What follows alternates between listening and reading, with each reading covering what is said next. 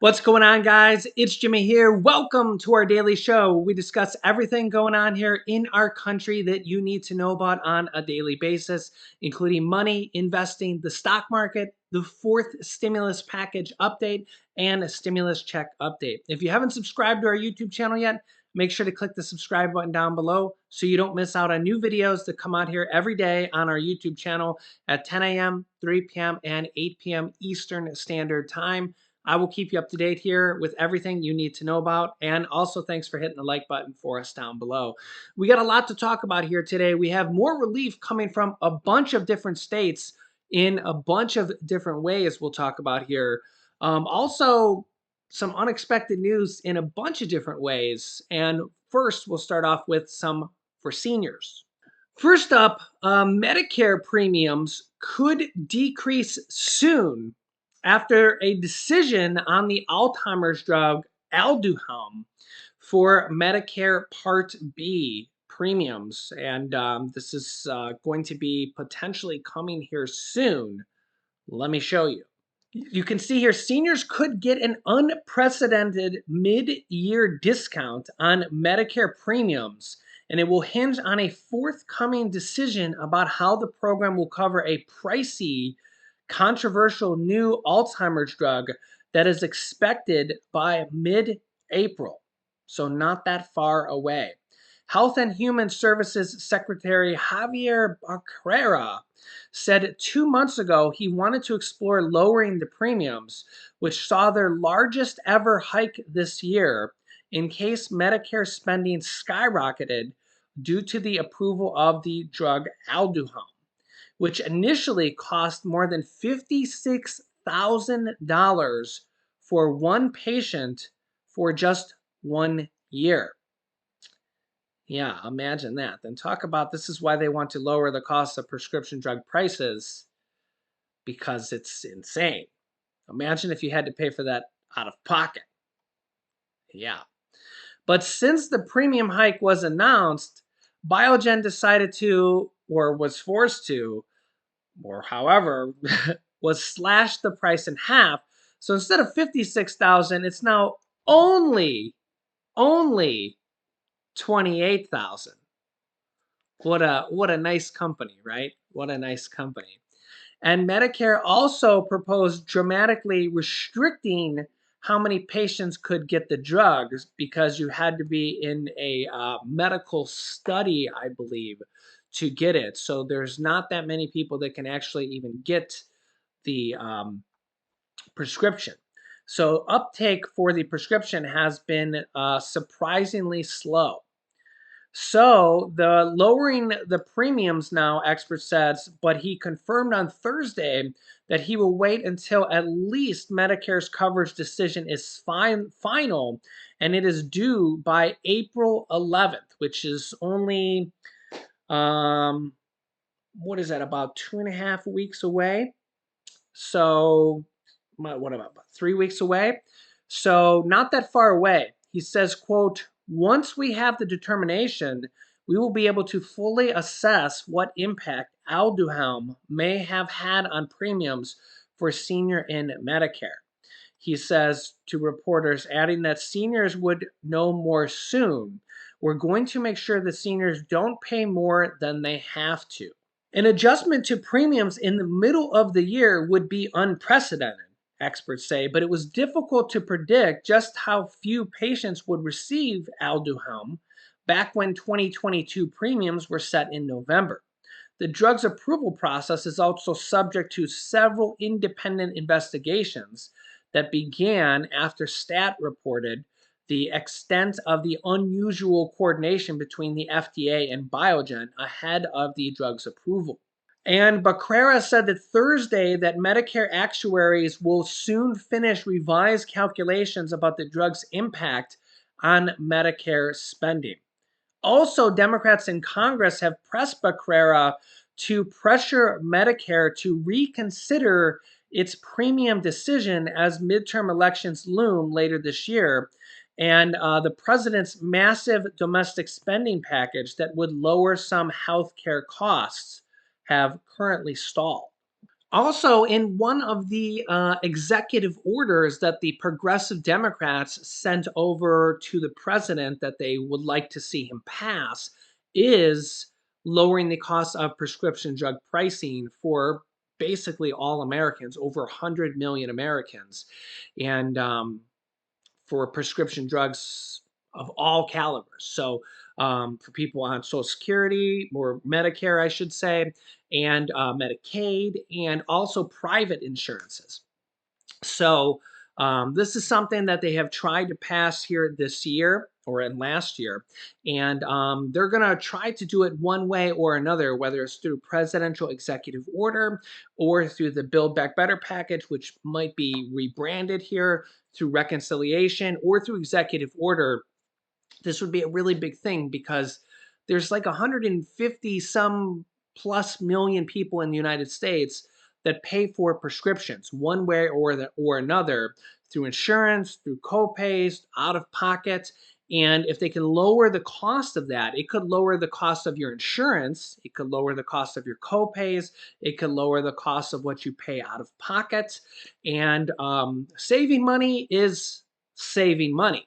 Just like if you save money on gas, if you save money on groceries, if you save money on your insurance, if you save money on your prescriptions, more money in your pocket is more money in your pocket. And we pay more money for prescription drugs than any country in the world by a long shot.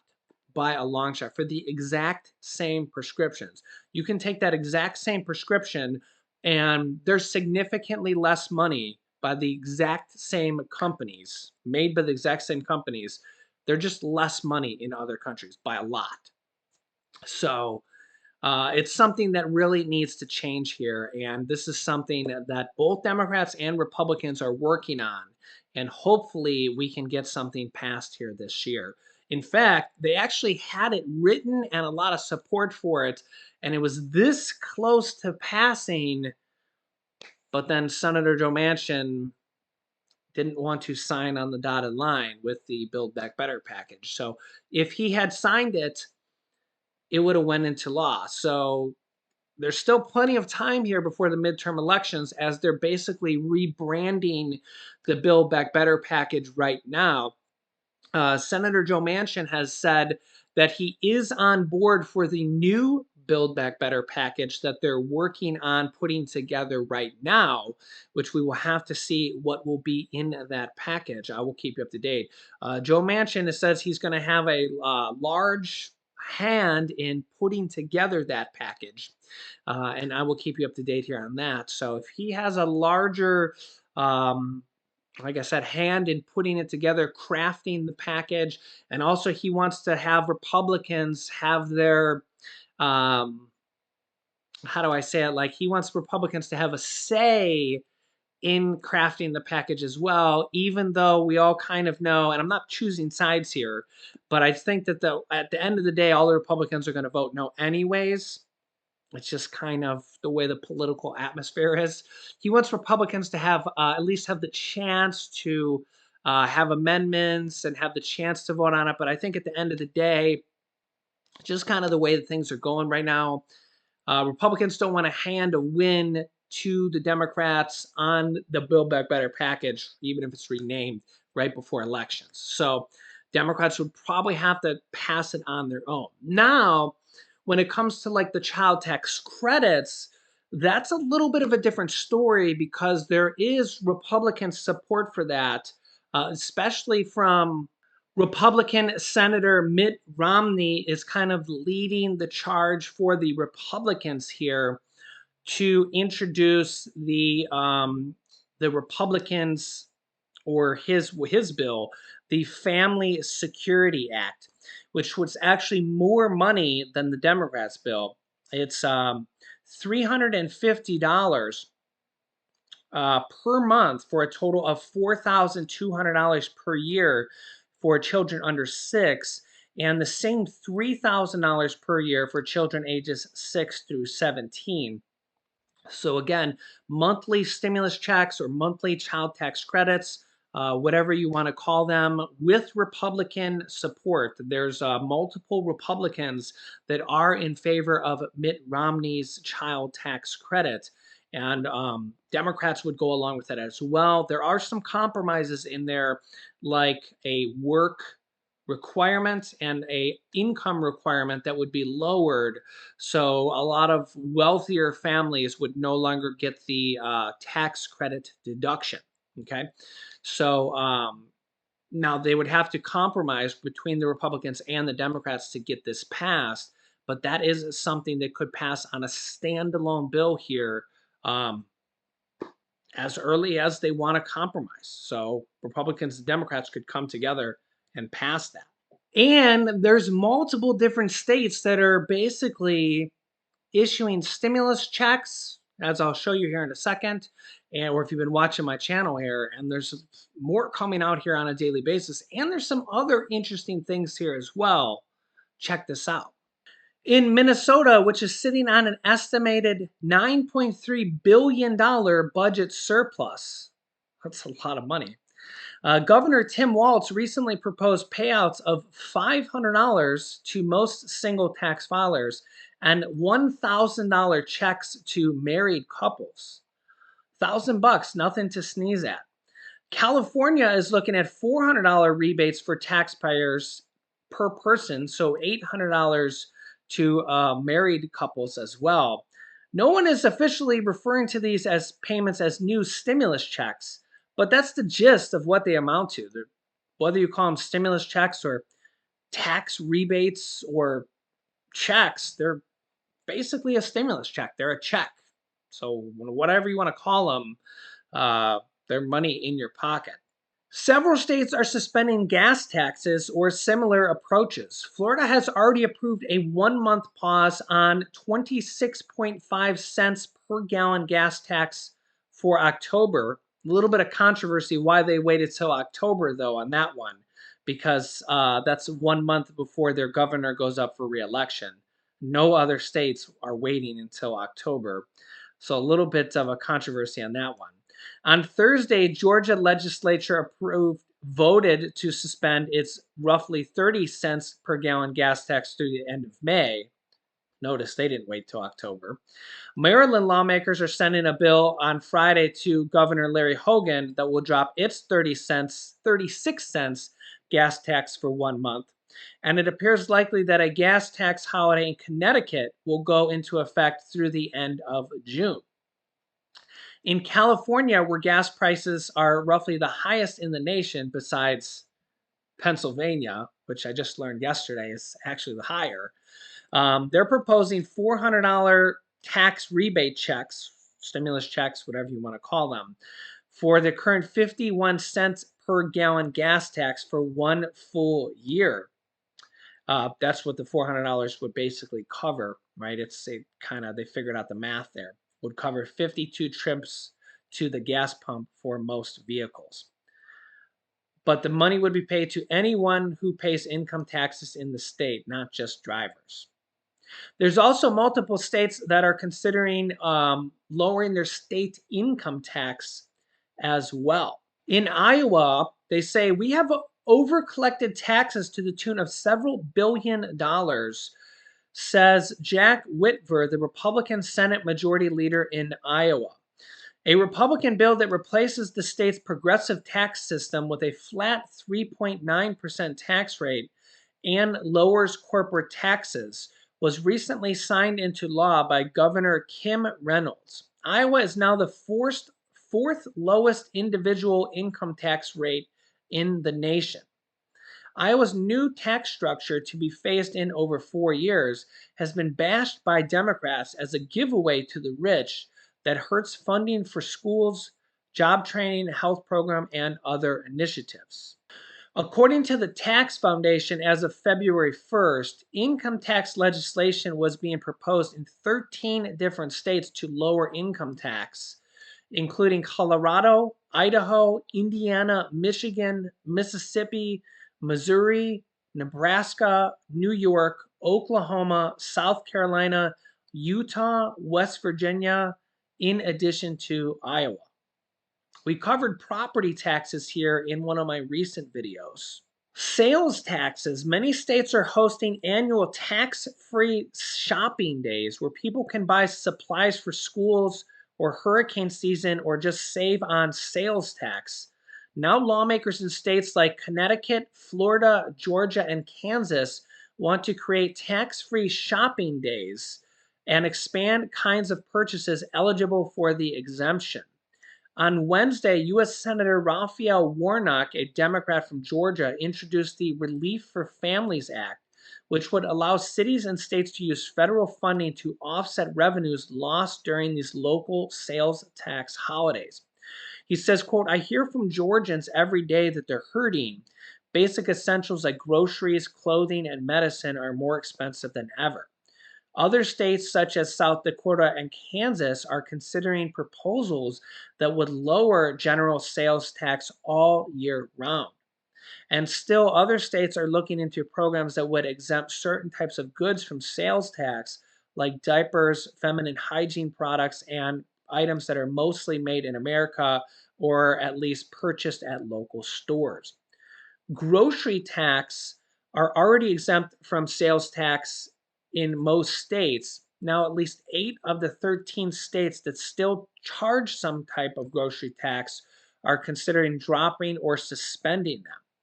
Full elimination of grocery taxes is on the table in Alabama, Kansas, Missouri, Oklahoma, Utah, and Virginia, while a proposal in Illinois would drop the 1% tax for 1 year, and a bill in Mississippi calls for a reduction of the grocery tax from 7% to 5%. Tax cuts in general are popular with voters and most like the idea of eliminating taxes on groceries, which disproportionately affect lower income people in general. Yeah, so let me know your thoughts on this. A lot of these sales tax and property tax cuts, they do help you out year round. A lot of people might not notice them. They might forget about them, especially if you're saving money every time you go to the grocery store or every time you go to the gas pump. But it does put more money in your pocket a little bit at a time, especially if they last for the whole year or if they're permanent. If they're permanent, they really help you out as well because you're saving money every time you go to the grocery store. People might forget about them. People might not realize it, that they're saving some money every time they do it, but they are kind of like a permanent savings, permanent savings. So let me know your thoughts on that. Also, in today's episode of You Can't Make This Stuff Up, a worker discovered in Iowa at a construction site a over 10,000-year-old woolly mammoth tooth. And you won't believe what he did with it afterwards. And here's a picture of it. And for him to even know what it was is absolutely amazing. But he knew what it was as soon as he seen it. It says that Justin Blawett noticed something unusual while working at a construction site in Iowa. At first glance, it appeared to be a block of stone, but he had the better idea of what it was thanks to a lifelong interest in prehistoric animals. It was a woolly mammoth tooth, likely dating back to tens of thousands of years. And yeah, absolutely amazing. He said he recognized the tooth thanks to a deep knowledge of fossils and prehistoric creatures. He says, I'm a nerd like that. Adding that his 2 young sons are passionate about fossil tooths and dinosaurs. The tooth measures 11 inches long and weighs 11.2 pounds. It's likely more than 20,000 years old.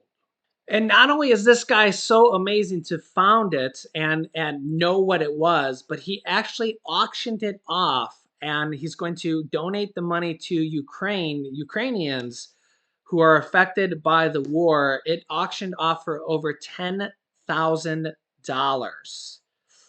Yeah, absolutely amazing. How cool. Look at how big that is. Just imagine that one tooth. Imagine how big that woolly mammoth is. So yeah, that's a pretty interesting story here for today. Um, Imagine finding that one tooth and it's worth over $10,000. Pretty cool.